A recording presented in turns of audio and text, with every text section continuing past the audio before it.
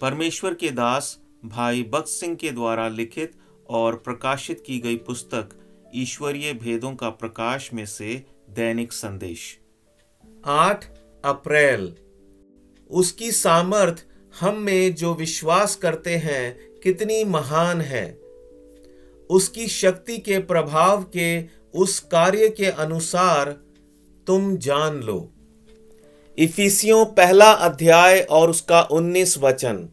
प्रभु यीशु मसीह हमारे पापों के लिए मरा, इतना ही नहीं पर हमें उसके पुनरुत्थान में समानता दिलाने के लिए फिर से जी उठा।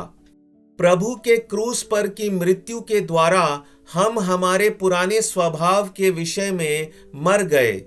जिस प्रकार ऐसा विश्वास हम करते हैं, वैसे ही हमें यह भी विश्वास करना चाहिए कि नए जीवन के लिए अर्थात उसके पुनरुत्थान के जीवन के लिए हम उसके साथ जी उठे हैं। रोमियो 6 अध्याय और उसका 5वां वचन। हमने उसकी मृत्यु में ही नहीं वरन उसके जी उठने में भी बपतिस्मा पाया है। जिस महिमामय सामर्थ्य द्वारा प्रभु कब्र में से बाहर आया, वही सामर्थ्य हमारे अंदर आता है और कार्य करता रहता है। यह पुनरुत्थान की सामर्थ्य प्रत्येक विश्वासी के लिए परमेश्वर द्वारा मसीह में रखी हुई सबसे महान सामर्थ्य है।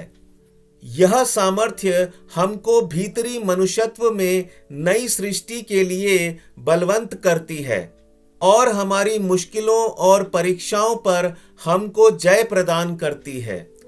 इसलिए विश्वास पूर्वक हर दिन हर एक जरूरत के लिए इस सामर्थ्य का दावा करें।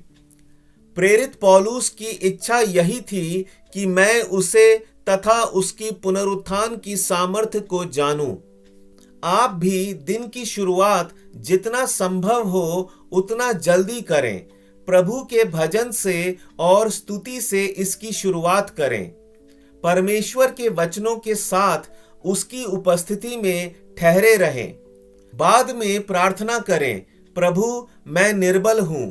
मैं अनुभव से जानता हूं कि मुझसे मूर्खता भरी बातें बोली जाती हैं और मूर्खता भरे कार्य होते हैं।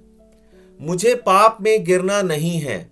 मेरा खालीपन एवं मेरी लाचारी मैं स्वीकार करता हूं। तब आप प्रभु की ढाढ़स देने वाली आवाज को सुनेंगे। हाँ मेरे बालक, मुझसे अलग रहकर तू कुछ नहीं कर सकता। इस प्रकार छोटी से छोटी और बड़ी से बड़ी हर एक आवश्यकता के लिए प्रभु पर आधार रखें, तो दिन प्रतिदिन आप मसीह में अधिक दृढ़ और ज्ञानी बनते जाएंगे। प्रभु आपको बहुतायत से आशीष दे।